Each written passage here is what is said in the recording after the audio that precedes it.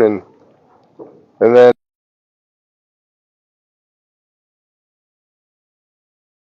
we'll put it on YouTube. Okay, that's fine. Yeah. I'm gonna shut this off so that you can talk. That way, because sometimes that'll link up to this.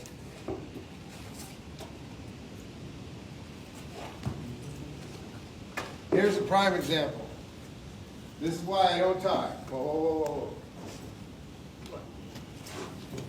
Prime example of why I do not tie. We do not know this horse. We just got this horse. We named him Spirit. Spirit, TikTok Spirit. Let me show you. Now everybody's got their own little way of putting head stalls on. Some go this way, some go this way, some go this way. Me, see how high that head is? I do this every time. It's just my way of doing it. Some people don't like it, but this is my way of doing it. I take the horse's head, bring it back, I slightly turn it, bring it back, I slightly turn it, gently bring it up. You see him pull back? See him pull back? See him pull back? Now, I hope you guys are catching that. Whoa. That's right, he's a little skittish behind the ears. If I can get it. There we go. Easy. Come out. So, I love this one. I love this one because this is showing all the problems that a lot of people, you are telling me that you have. Now the first one was, this horse pulled back. Now that's why I do not tie, I wrap. Because I guarantee you, if this horse would have been tied, and he got the tension on there, right here, that tension, horses will pull back even harder. They panic. This horse would have pulled back even harder, probably reared back, probably bust his halter, or hurt himself behind the ears or the muzzle, or worse yet, I've seen him rear up, jump forward on top of you. I've seen him fall down, and you got the tension there, and you can't get that slip knot or that bow knot out of there, and you got to cut the lead rope. Just save yourself a whole lot of problems. You could always catch the horse. I've never known anybody who never could eventually catch the horse. But to break something on the horse, break something to your hitch, I mean, it's just not worth it. So that's why I just wrap. Now, the second thing is I couldn't get this over his ears. I started getting a fight. Why fight? You don't need to fight, okay? This head stall has a cheek strap. Those of you, and a lot of you guys don't even know what's on a bridle. See, this is called a head stall. On a head stall is a bridle and a bit.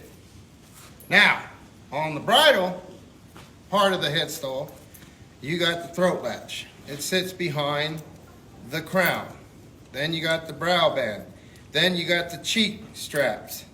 Then you got the bit. This bit is a broken bar bit with a copper roller in the middle with 5.5-inch shanks. All right? Study your gear. Study. Because if I'm saying, yo, Muhammad, you're having trouble with your crown, or you're having trouble with your chin strap, or you're you know what, just unbuckle the cheek strap. He's gonna say, if he doesn't know what it is, which I'm assuming he knows, if you don't know what it is, you're gonna say, what? What the hell's a cheek strap? You know what I mean? So the second part we're having trouble with this boy is that I can't get the crown over his ears. He don't like it. And I can kind of see why. He's shaved here. So what it is now, remember, I'm the type of person, I get the horse to want to do it, but not everybody's like that. Some people force it. So it's obvious to get those ears shaven, somebody forced that horse. Forced it. And it created a problem for the next person down the road, because now I have to figure out how to get this head stall on him. So simply, I'm going to take this cheek strap, boom, and I'm going to lay it over, just like that. Okay? Now, once again, I'm going to take him, hold his head steady. I'm going to try and turn his ears, his head to me, which I've already got this tension, so that ain't going to happen. Gently bring it up to him. Boom. In it goes. Hold him with the chin strap. Now, hold him with the chin strap.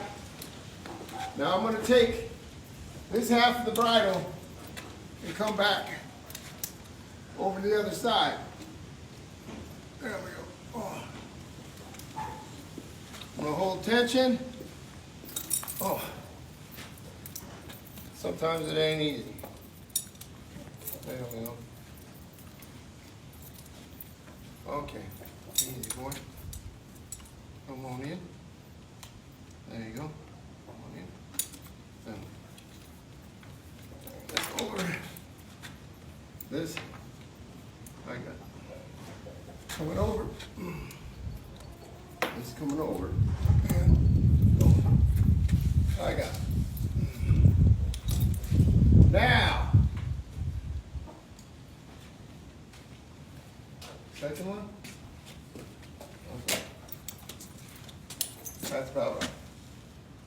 Okay. Third latch here. Now there's going to be something goofy you're going to see. You're going to see something goofy. This is the brow band right there. You see how he's fighting it already? Now I can fight him. I can fight him like that. But now you're getting into that gray area of forcing it on a horse. So you have to be careful of what you're doing. Me, I would do one or two things. I'd leave it alone just like that, because I don't want to fight him. I can always do it later. See, that's a lot of people don't understand in the horse world is fine-tuning things like that. You deal with it later.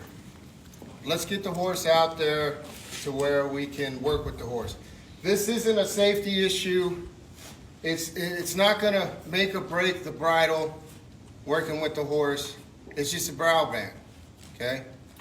Some people like brow bands, some people don't like it, you know. But you can take it, put it over him. He's starting to get used to it. Come on over here on the other side.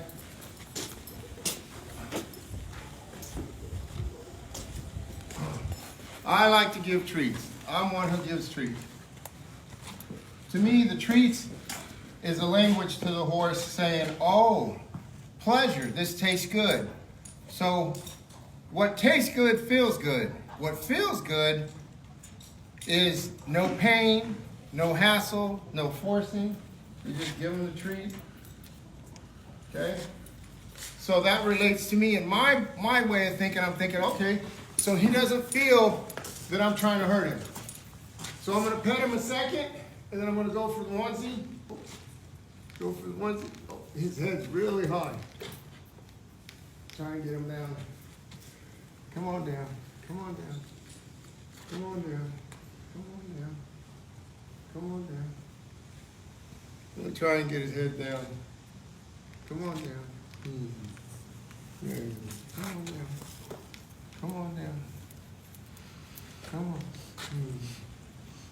Come on down. You gonna come down for me? Oh. So I'm not gonna fuss it. I'm getting a little bit of a fight. So I can keep on going and I can keep on fighting him. See? No, I ain't gonna fight him. Why? You get it later. I'm not worried about that because I can get it later. Maybe not tomorrow, maybe not next week. Maybe it'll happen next month. It's not a big concern to me. Come on around over here. On the other side. I'm gonna put my throat latch on him. Now before we talked about how tight to put a throat latch, make sure you can get your hand in. Everything is a hand.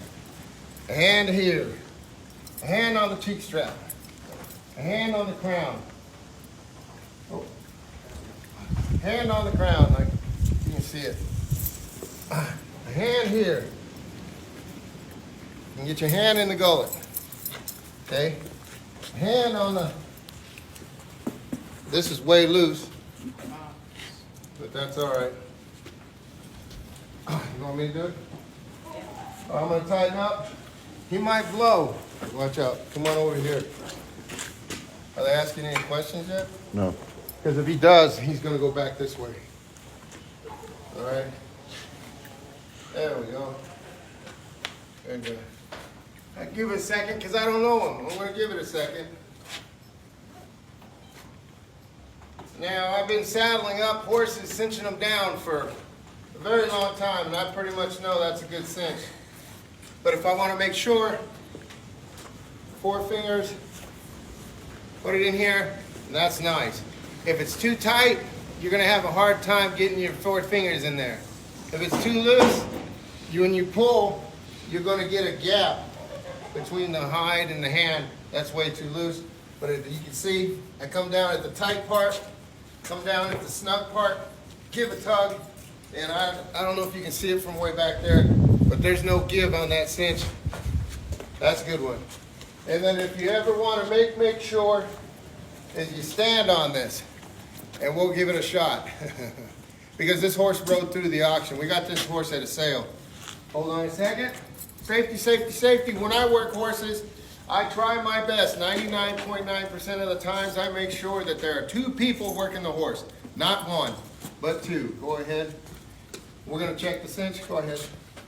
Put your foot up in there. Can you get it up in there? There you go.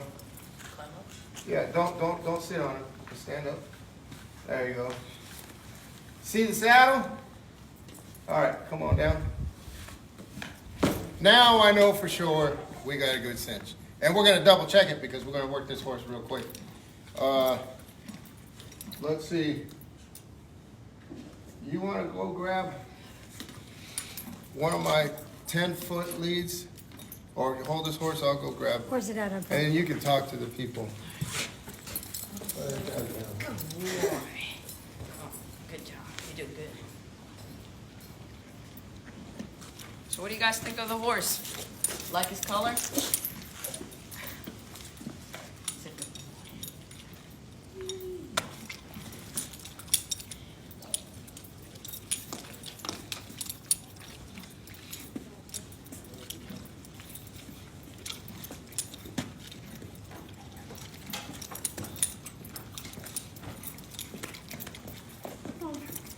Diane did write him. She said he was spooky.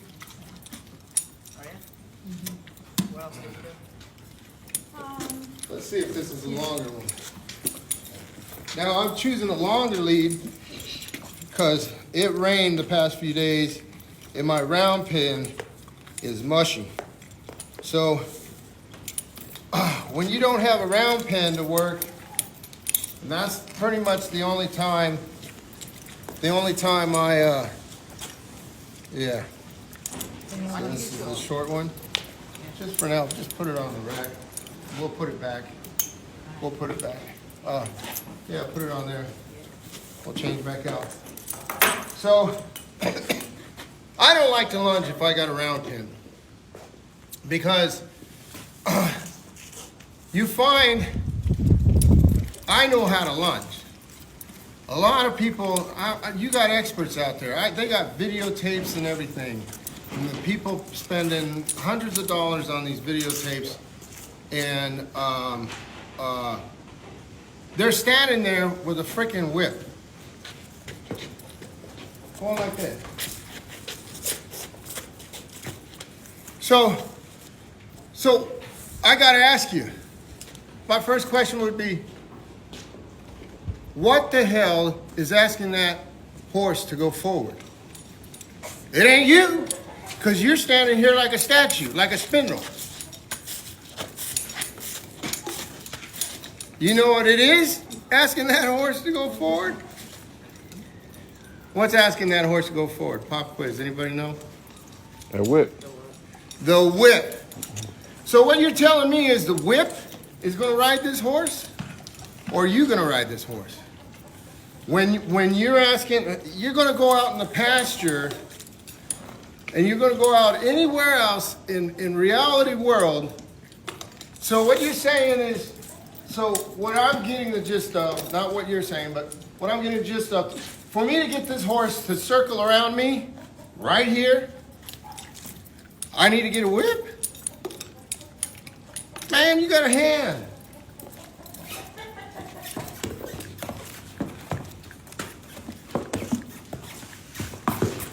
You got a freaking hand, man. And then I'll show, when we go out there, I'll show you the difference between asking a horse. Well, while we're on it right now, I pretty much trust this horse, but so when you first get the horse to go, you take this, step to the side, go to the rump, and then the rest of it is your hand. The rest of it is your hand, okay? Back up, horse stops. You should know this stuff by now. If you don't know, look up lunging on somebody credible. But what did you see me doing? Was I doing this? No, Standing still? you were. Or was I communicating, asking the horse with my body? See, when I back up, I'm asking the horse to come to me with my body. And I'm not using this. I'm asking the horse to come to me with my body. So my body, when my body withdraws, the horse comes to me.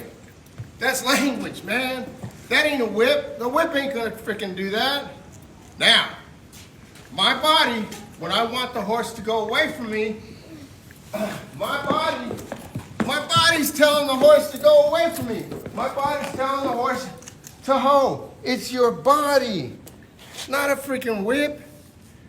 Now, with all that said, I'm not saying using a whip is wrong. Because if that's what it takes to get your horse to go, and there's been times where I've had a cow kicker. And if you don't know what a cow kicker is, you really need to start learning a little more. But a cow kicker or a horse that wants to kick you, basically. Now you need to extend your arm to bring yourself back into safety, and I could see using the whip for that. You know, you don't want to get cow kicked. But eventually, your horse will learn not to kick anymore. Learn what you're asking, as long as your body's moving with the horse. As long as your body's moving, as long as your body's moving with the horse. As long as your body's moving, and not something mechanical, not something inanimate, not a tool, but your body. Because that's fellowship, that's a language, okay? We're gonna move on here. I'm spending too much time with this, but hopefully somebody out there gets it, you know, if you were having that kind of problem. Oh, give it to him, we'll take him out. You got him? And this is Muhammad. He's learned to be a horseman, and he likes the way I train, so we're working with him on this deal. Okay. Are you going in? Yeah, I'm okay. Okay, come on. Let's go. It is New Year's, so I'm having a little bit of the spirits of New Year's. Did you say hello to my buddy, the cameraman, Wayne? Say hello, Wayne. Nobody's asked one question? No, somebody just said it was a beautiful color. Beautiful horse, seemed gentle. That was it.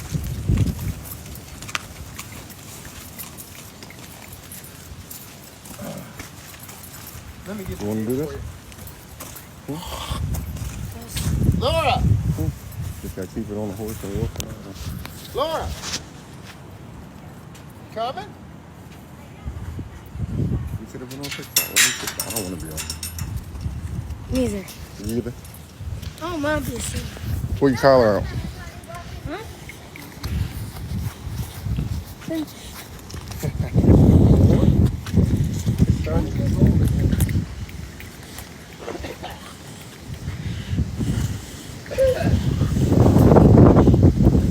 Miss Laura, look at the.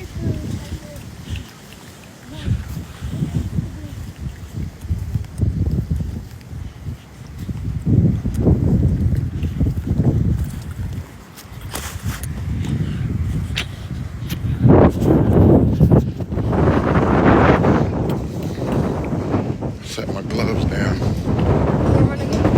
Yeah, go ahead. Right here. Right here, what is that?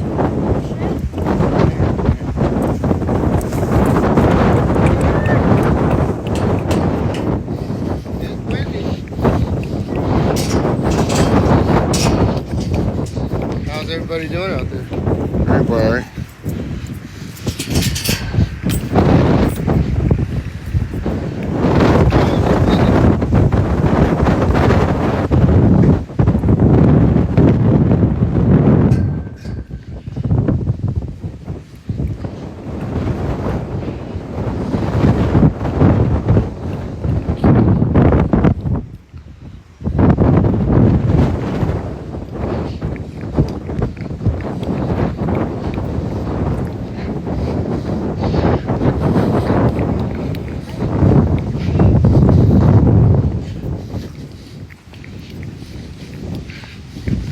Why are you going that way?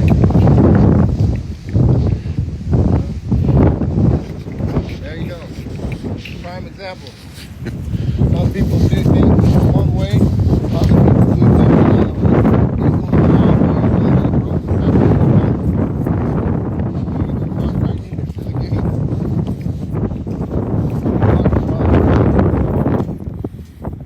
And that's, people do things different. The sooner you learn that, and nobody told me.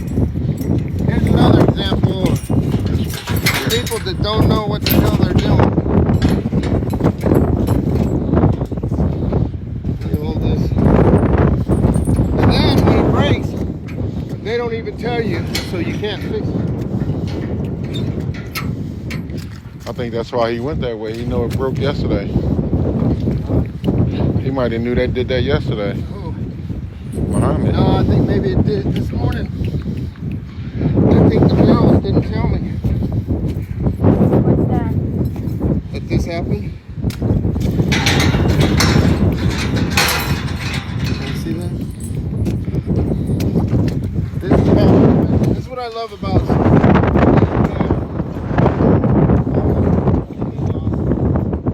they lost the pin. So now I gotta go get one in the garage. This is one of the things that frustrates the hell out of me, is that they break stuff and they I tell you, if I could, I'd get rid of boarders and leasees. I don't like them anymore because they don't like me. You know why? How I know they don't like me? Because they don't treat my shit good. And when it does break, they don't tell me about it. In my mind, that's telling me, you know what?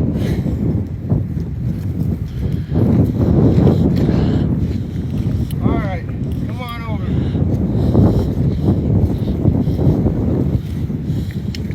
Okay, so we're screening him.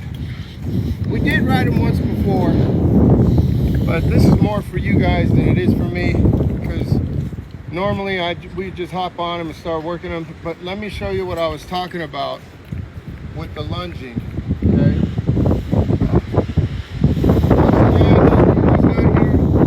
I don't like to lunge. I like to round pin, but my round pin is muddy as all get out. All right. So you can get a whip. You guys just stand over there. You can get a whip, and you go like this, and you can stand still, and you can let the whip do your job, or you can get off your lazy butt and do your job and communicate with the horse. It's all communication, okay? So that's beautiful. See how it comes to me? Now watch this. Hold the horse up. Yeah, watch this. This horse has been worked with, I can tell. Because when I go to him,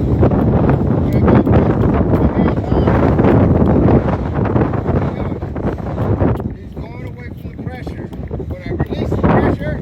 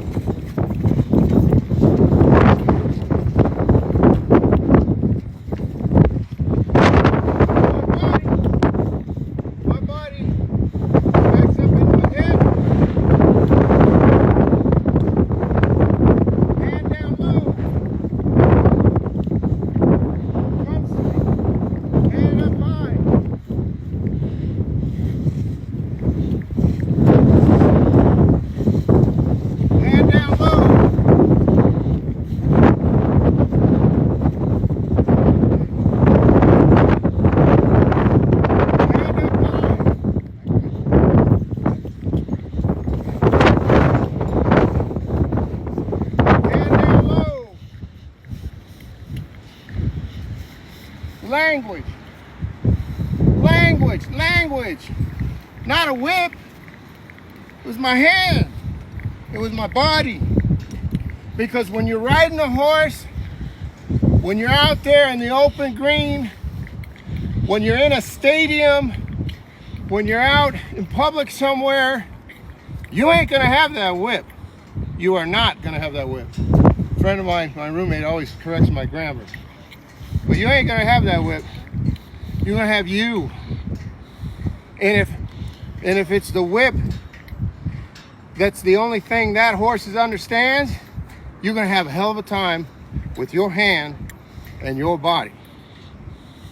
Communication. Partnership between you and the horse. A bond. Class 1 driver Mel said he loves your stuff. Absolutely horsemanship. Oh, thank you, man. I appreciate you too. Yeehaw. Happy New Year. We ready to rock and roll? Now we're gonna screen this horse, and I always do this for your benefit. We already know the horse, we already ridden the horse, but I'm doing this for your benefit, how I screen a horse. Okay, let's get the reins on. Because I like to work 2 people with a horse, not 1. 99% of the time. If I absolutely have to, I'm gonna do it by myself. If I absolutely have to, you know. But I'm gonna make some phone calls first. I'm gonna ask some favors for some friends, you know. Because this isn't the old showdown at the OK Corral anymore. A lot of people say You have to have insurance. If you don't have health insurance, you break an arm, you do this. If I break my arm, break my leg, break a rib, or anything like that, I'm in a world of hurt. You know why? Because I got a ranch. I got 18 acres. And I've got 30 horses that need to be taken care of. If I'm out of commission, now I gotta ask my buddy Jake, Ray to do it for me. I gotta ask Laura to do it for me. I gotta ask him to do it for me. And they got their own lives and they're doing their own thing. So, safety. 2 people on a horse, safety. Now, speaking of safety, we gotta get my buddy Muhammad on the horse. I don't want to hurt Muhammad. What if this horse freaks out? Once again, I already know this horse. We already rode this horse. This is for your benefit. This is what I do. I'm going to ask Muhammad to put his foot in the stirrup, stand on the horse, and I'm going to move the horse. The reason why I move the horse is because a lot of times we have what they call a timing tick bomb. Timing tick bomb is a horse that will stand still and seem okay, but then once that horse takes the first few steps, and those of you that have been riding a lot and dealing with beginner horses know what I'm talking about. Those first few steps, and then they move into a bolt. They'll boom, take off like a bat out of hell. Or they'll start crow hopping, or they're real back, or they'll start flailing like a mad dog, or they'll start bucking, you know? That's why it's good to have a ground. If any of those things happen, I can push or pull this horse in a direction which we can get on safely, and the horse won't stomp on him, kick him, fall on him, or anything like that.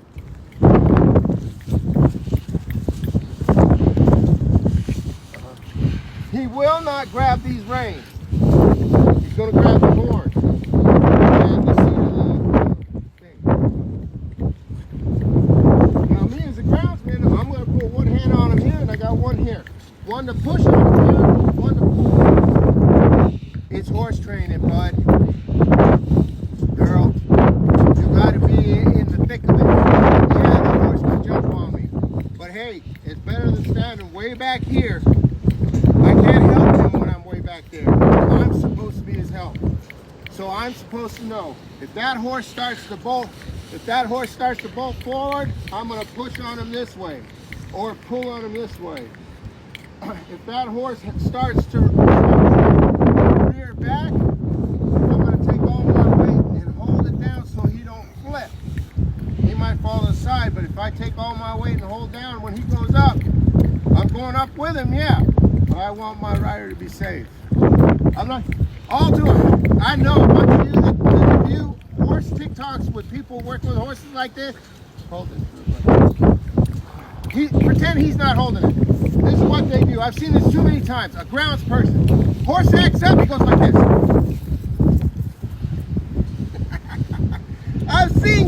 people do that. How the hell are you going to help the rider? Take off yourself.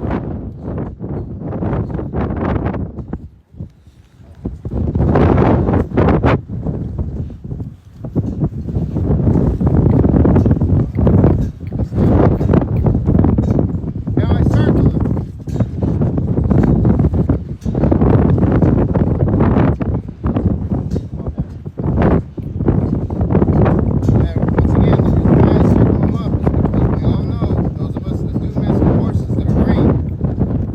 Sometimes a horse is spoken, they'll go into a crow hop or try to bolt out of here, whatever. We want to know if that's the case, because I don't want him to get on by himself if that's the case. If that's the case, he's got one hell of a fight by himself.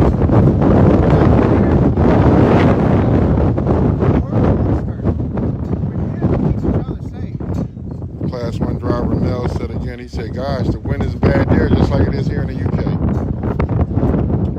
Yeah, windy day here. Hey! Now he's going to sit on it.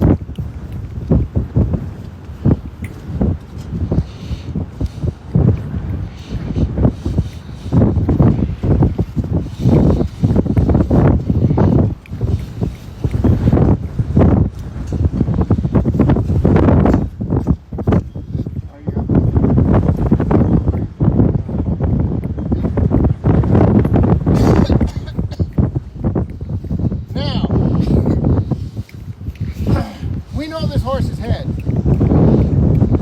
Let's say you don't know the horse's head. Sorry about that. Sorry about that. It is over cold. First I do is I start with the brakes. Everything okay? Yes. Now he's going to grab the reins.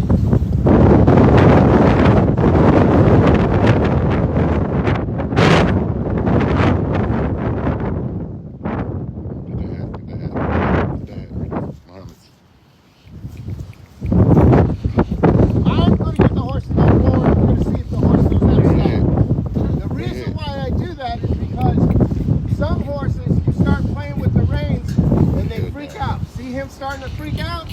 Like that, he's starting to freak out. I don't want to hurt my rider. There's a safe way you can find out if you can stop the horse using the reins or you cannot stop the horse. I get the horse to go forward. I stay close by. Stay at the side of the horse as the grounds person. Now, I ask the rider, hold back the horse. I keep on going. Now you see me? Look at me. I keep on, hold back the horse. I keep on going so that I disengage with the horse. I want to make sure the horse will stop when the rider's asking. Because sometimes you can get a false impression. Okay, don't pull back. Don't pull back. So I'm walking him, and then he's not going to pull back, but I'm going to ask him, hold back the horse, and then I stop. Now you got a false impression that the horse listened to the rider. No, that horse listened to me. How do we know that? Because he did not pull back. I just simply stopped. So please don't make that mistake. You can get a false impression, and that could hurt the rider. Because if you noticed, when the rider did pull back, this horse flailed his head up. And sometimes a horse will flail that head up and then rear back. We don't want that. All right, so here we go again.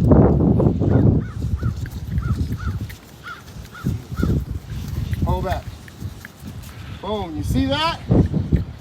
So now, you gotta be able to read that. By that head's coming up like that, the horse didn't like him pulling back. So, I'm not saying it's definite, I'm just saying it's likely that if he pulled back too hard, this horse is gonna rear up or flip over, and we don't want that. So we have to make a note with the rider to pull back gently, and that is something that we have to work on to make him a better horse, so that if we get a beginner rider on them, we know that the horse had been gone through and we got rid of this choking his head back like that. Okay? Because eventually I want a beginner rider on this horse, because that's what I do.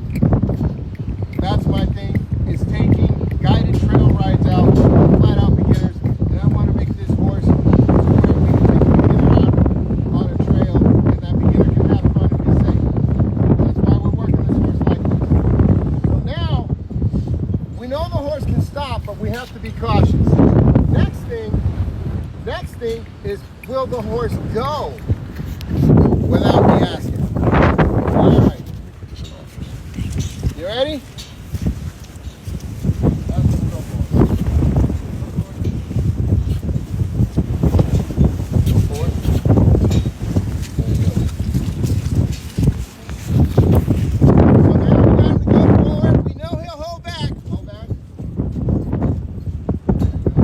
Now I'm going to be the snatcher. I'm going to give a little leeway now. That's going to go forward. And he's not going to turn him. He's just going to ask him to go forward. If you notice, I'm not moving. I'm not moving. So he's listening to the rider. Hold back. So, now we know. What do we know? What do we know? You can come on in a little closer now.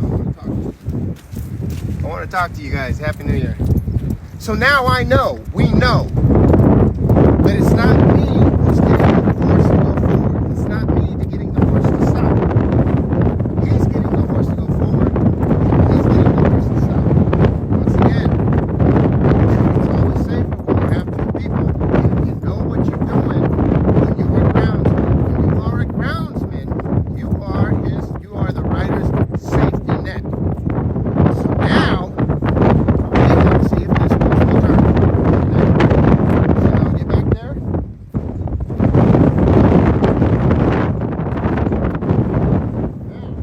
I'm going to hold up here.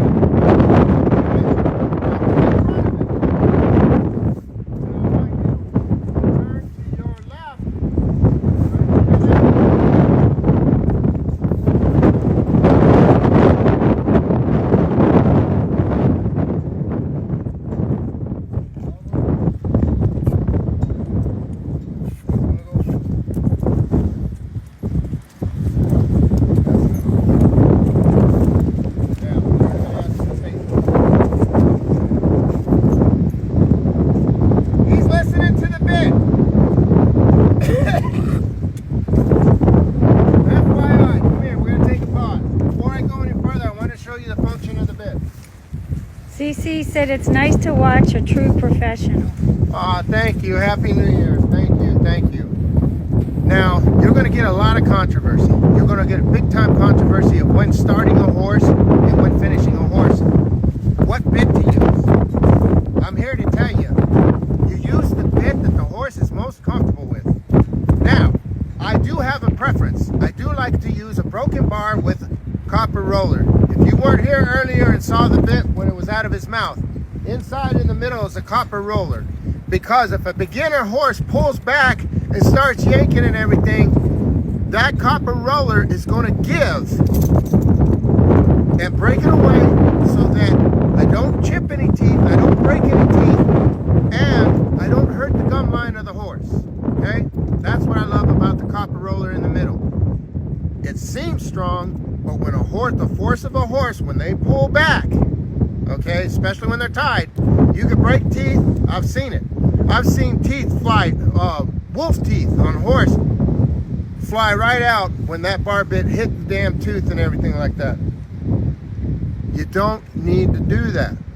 That's why I prefer the copper roller. Yeah, sure, my bit would break.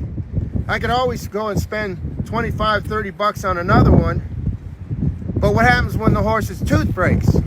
What happens when the horse's tooth chips or the gum line breaks? Now I got a vet bill. Now I got to call the vet in. We got to make sure that the mouth is going to be okay and everything.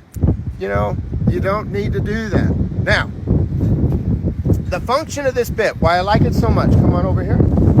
This is why I like Hoffman this. said to tell Leo to wear his hoodie on so the wind can't hit his headphones. I have them off. It's the phone. And I apologize. Windy day. I hope you can hear me. Now, I want you to slowly bring your arm out to the left.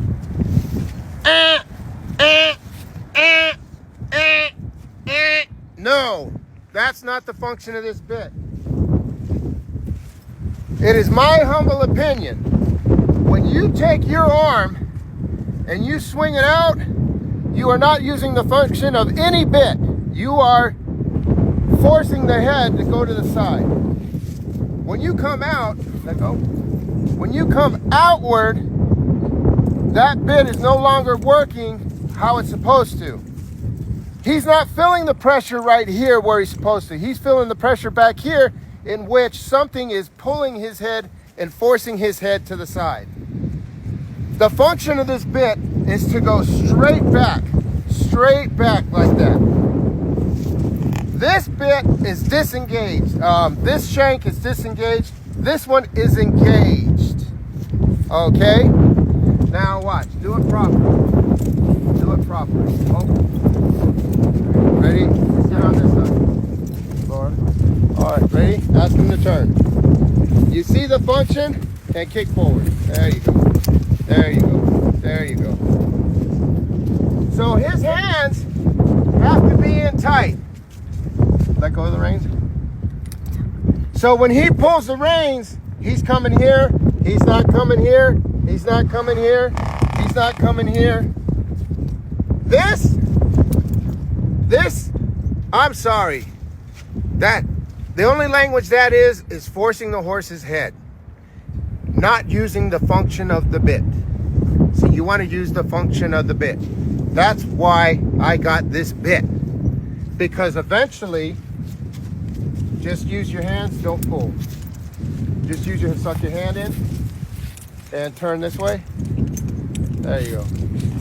There you go. Now, watch his hand. Come over here with me, Laura. See how he's using the hand? He's no longer plow reining. All right, stop right there. Stop right there. He's no longer plow reining. He's no longer doing this. He's no longer doing this or this. What he's doing is he's doing this. 3 to 4 inches. 3 to 4 inches. Left, right, 3 to 4 inches. And that's where you want to get. Once again, this horse knows a lot.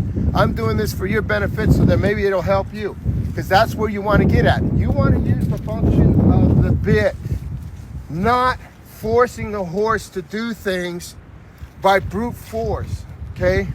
Use the function of the bit. Now let's have him go around. Ready? Come this way.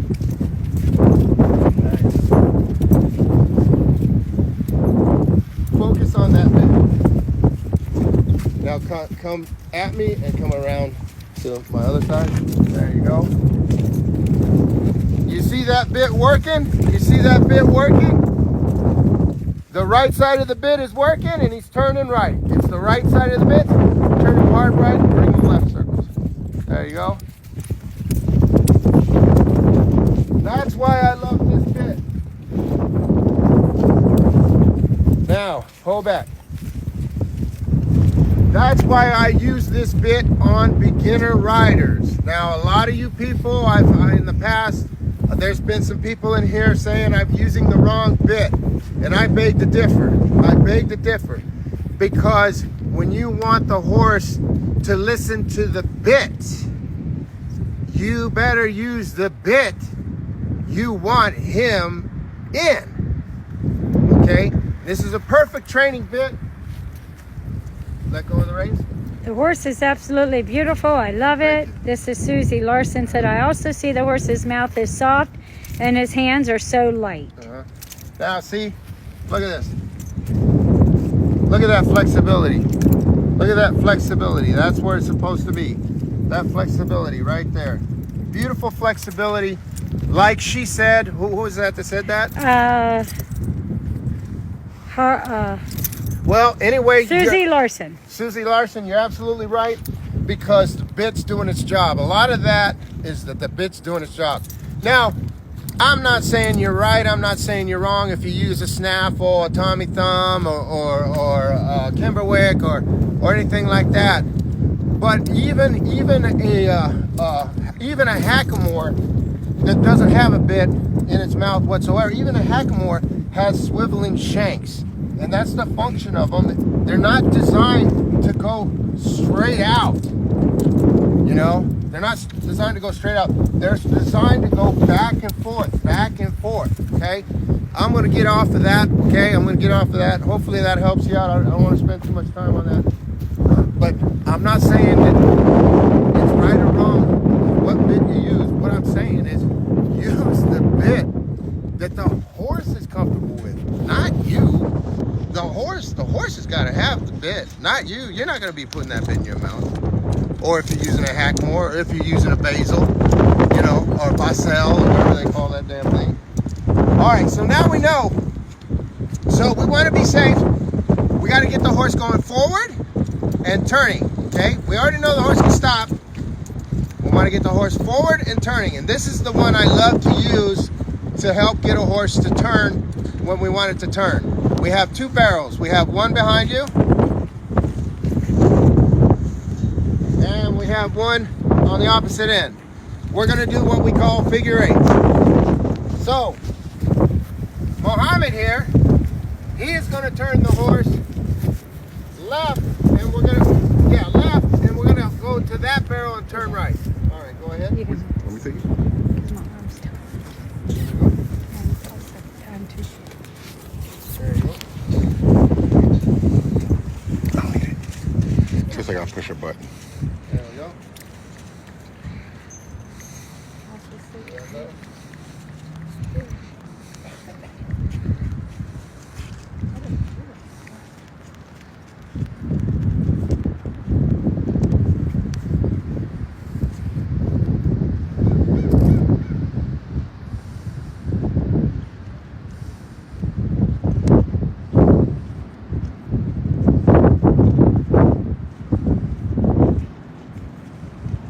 Go back. Jackie said she used a French link snaffle on hers. Sweet. Yeah, those are fun bits. I want you to pay attention. There's some things that you guys don't see that you should be seeing. This horse turns right like a doggone barge, like a big ship. They don't turn on a dime. But if you watch Mohammed, he kept the turn. He kept his hand. He didn't play with it, and he didn't change the language. Very important. I've seen too many trainers and too many people on a horse, just average everyday horse people, do this. They'll ask the horse to turn, and the horse isn't turning as fast or as quick or as sharp as they like, and they do this. To me, in my humble opinion, you just changed the language of the horse. Now you're confusing the horse. You're like, the horse is no longer listening to the bit, the horse is listening to this. He's no longer listening to this. He's listening to this. In my opinion, now you're confusing the horse. I hope you saw the focus. A good rider will keep the language, which he kept the language, and the horse turned wide, and I understand you want the horse to turn sharper. But listen, you have to build a foundation in which you know what the horse can do and cannot do, and you build off of that. Everything doesn't happen in one day. It doesn't happen in the first hour. It doesn't happen sometimes in the first week, and so on. If you keep the language in which you like to communicate with the horse, whatever it is, as long as it's not hurting you, the horse or anything around you, keep the same language, I beg you. Because once you start changing things up, you're going like, have you ever seen, I call them walking like a drunk, because you got those riders like this, they're going like this. And the horse is going like this. It ain't the horse. It's the rider jerking it this way, that way, and forcing it this way, forcing it that way, and cheeking it up like this, and cheeking it up. It's like, damn, dude. You're putting like 10 different languages in, and the horse doesn't know which one you want, you know, him to or her to respond to. All right, so let's go on.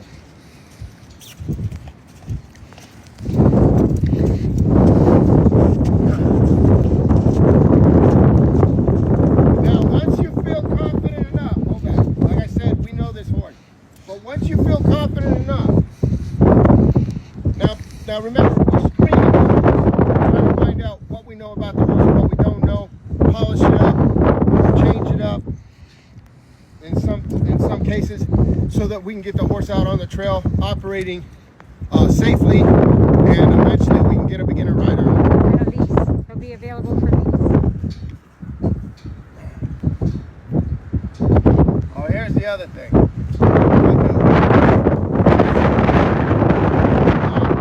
lot of people ask, and I understand, because a lot of people are not trail riders. They're stadium riders, they're jumpers or whatever. They like to stay in the arena, and they hardly ever go out on the trail. A good trail rider, a knowledgeable trail rider. Now, this isn't a matter of opinion, it's a matter of fact. I'm not giving you an opinion. It's right or wrong. You are wrong to go out on a trail without a halter and a lead rope. And I'll tell you why. There's been many a times I've gone out in California, I've gone out, that's where I'm from. I've gone out on trail rides that are whole days. I'm out there 6-7 hours in a day with riders. And then somebody gets hurt. Now, you got to get that person out of the woods, because guess what? When you call 911 and you're in the woods and you're 5-10 miles deep in the woods, they're going to ask you where you're at. What are you going to say? An ambulance is not going to make it in the woods. You got to bring that rider out. So therefore, if you try to tie a horse up, because you're going to have to leave a horse behind to get that person out. A lot of times it's a broken bone. You're not going to be able to get that person back on the horse. You got to leave that horse behind, because you got to carry the person, and you might have to leave your horse behind as well, depending on how severe and how much effort you got to take to either hobble that person out of there or literally drag that person out of there. Okay? This is too weak. This is not strong enough to hold the weight of a horse if it pulls back on a tree. Will not work. They'll break it. Now, not only do you got to figure out how to get that rider out of there so that they can get to a first responder, now you got to go back. Now you got to go find your horse, because you did not have it tied up to something strong like a halter. A halter is 10 to 20 times stronger than any headstall that you got. So it's a matter of fact. If you're going out on a half-day ride, you're going out for 4 hours and you're going into some deep woods and stuff like that, man, it ain't like I strongly recommend. You're an idiot, I think. You know, that's strong. That's too strong of saying you're an idiot. But you are misunderstood strongly if you think something happens to you or somebody else and you got to drag them out and leave a horse behind. You're totally misguided if you think that the headstall, this thin leather and this thin little clasp, is going to hold that horse for you. While you do that and you're going to come back, you're going to find the horse back there. You're not. That's why we take these out. Halter and lead rope. When you're trail riding, man, please take that out, because there's going to be a time, if you're a person who's looking to ride for a life, you know, spend years and years with your horse out on the trail and stuff, it's a whole different world out there in the woods. It's a whole different world. And you know what? If you don't have the right equipment, it's going to be hard on you.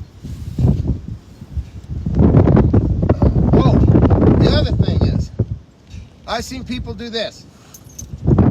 Oh. They'll tie their horse up like this. You just took the horse's head away from the rider.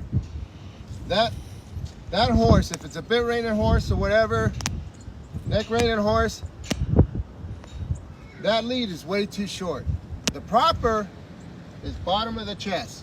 Any lower, the horse can step into it. Any higher, you are hindering the function of the reins.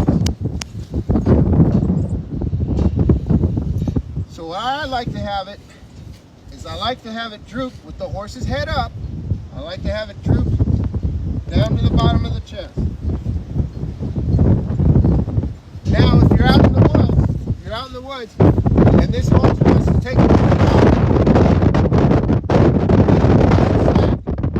that horse, if you don't mind your horse taking a couple bites of that wild pasture grass, well then, now you got the flexibility of it.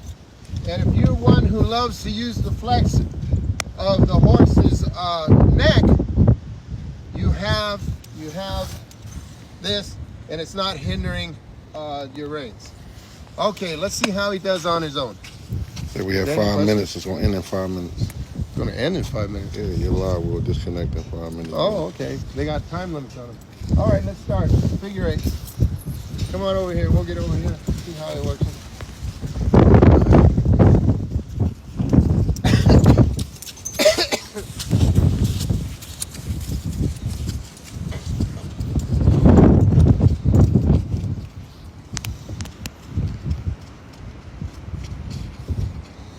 How many people do we have on it? 170. All right, so She was up to 500. 170. Yeah. that was nice and sharp. Please pay attention to his hands. Pay attention to the bit. Very important. So many people make these mistakes.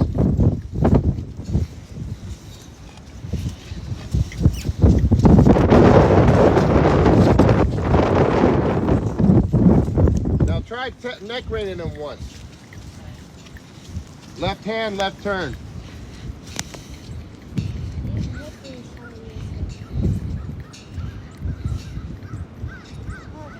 Lean back a little harder.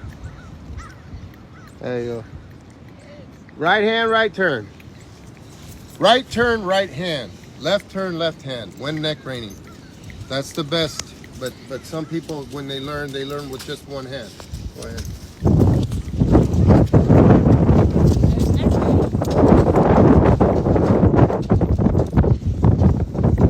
Remember these days, Mommy?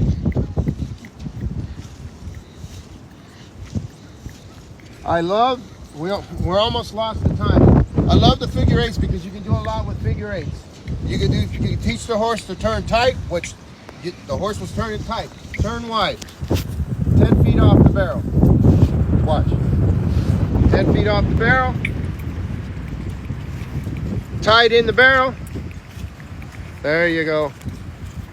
Because when you're in the woods, sometimes you have to be 10 feet off. Now, if you're a person who trail rides, you know what I'm talking about. Sometimes you got to go into a turn, right there, 10 feet off, show, and tied into the barrel, tied into the tree, tied into the shrubs, tied into the trail, whatever it may be. Now, tied in the barrel wide out. Sometimes you have to go wide out of it. You got to teach. That's what I love about figure eights with the barrel. That's what I love. Look at that. There you go. Drop the reins down a little more. There you go. Kick. Kick. There you go. Figure eights will help make a trail horse. You do these different things. Tight into the barrel, tight out of the barrel. Wide into the barrel, tight in, out of the barrel. And so on and so forth. There you go. Go ahead, you can show him. You look good up there. Yeah. How much time is left? Oh, you're good. I had to fill in a little puzzle they give you. Fill in to make sure that you're still there or something. Oh, okay. There we go. All right. Now, come over to me. We're almost done with this horse. When you're trail riding, there's walk, trot, run. We call it lope, I guess English call it canter. I just say run so that you understand what I'm saying. Because in the horse, you'll learn in the horse world, you know, like an ankle ain't an ankle, it's a pastern, you know. A thigh isn't a thigh, it's a hock, and so on and so forth, you know. The chest belly of the horse is not a chest belly, it's a girth. And I don't know why, but you know, way back when somebody decided to name body parts on a horse, they decided to go way on the deep end. So now we want him to get him to trot. I like to start with big turns. So we're going to use the whole arena. I call it laps around the arena. And we're going to try him at a trot before I try and do tight turns at a trot. All right, take him out. We're going to do 3 laps. Remember, he next reins now, so. That's nice to know, huh? So he's going to do, he's doing, what's he doing? He's doing lefts. He's doing lefts, so he's going to be in his left hand. And then when he does rights, he's going to be a right hand. Off to a trot. Now you notice he's got his free hand on the seat for safety in case the horse bucks or stops or tries to cut a hard turn one way or another. Just kick. There you go. I love this because there's some puddles. Try to stay on the outside of the barrels. Loosen up your reins a little more. Turn outside. Outside of the barrels. He's inside. There you go. Now you got him. Good trot. Stay on the outside.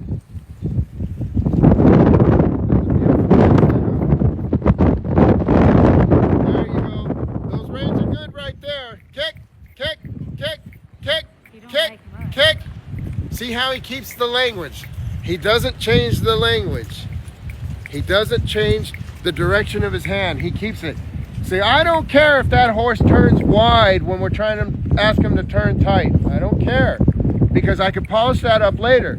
What I want him to go around this track, around this arena. I don't care how pretty or ugly it looks right now.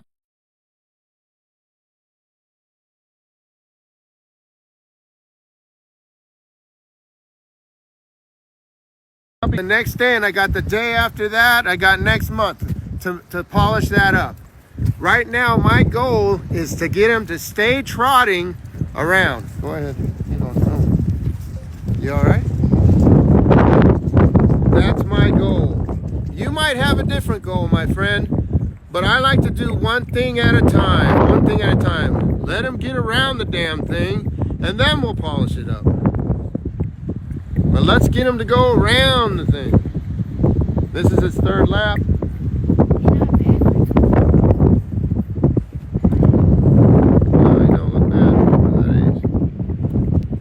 Now you remember the S-turn? Go ahead, S-turn. He's going to take an S-turn. Oh. Try and keep him at a trot.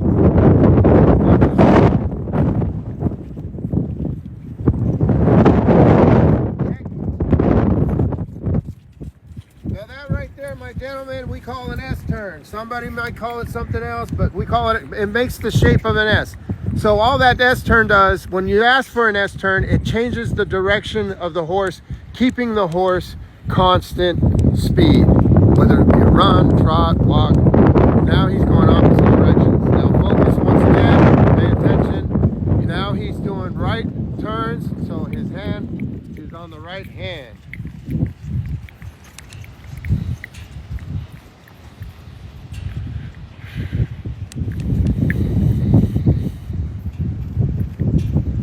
So I would say he's not quite ready for a beginner because of his, he's flinching a little bit, and he's not quite understanding the way we're talking to him to the fullest, but he obviously has been well trained. Whoever trained him, whoever trained him did a good job. I'm thinking the problem we're having is that he's probably been sat a while, needs to be polished up. you that are trying to figure out what do you mean by sat. Well, he was probably out in the pasture for a long time. And stared or whatever. And he's not quite listening to what we're asking him. Right hand. Right turn, right hand. I'm trying to tell him to switch hands. There you go. Good job. Good job. All right, bring him down to a walk. Take him. So now we're going to take him down. All right, bring him down to a walk. Take him. So now we're going to take him down.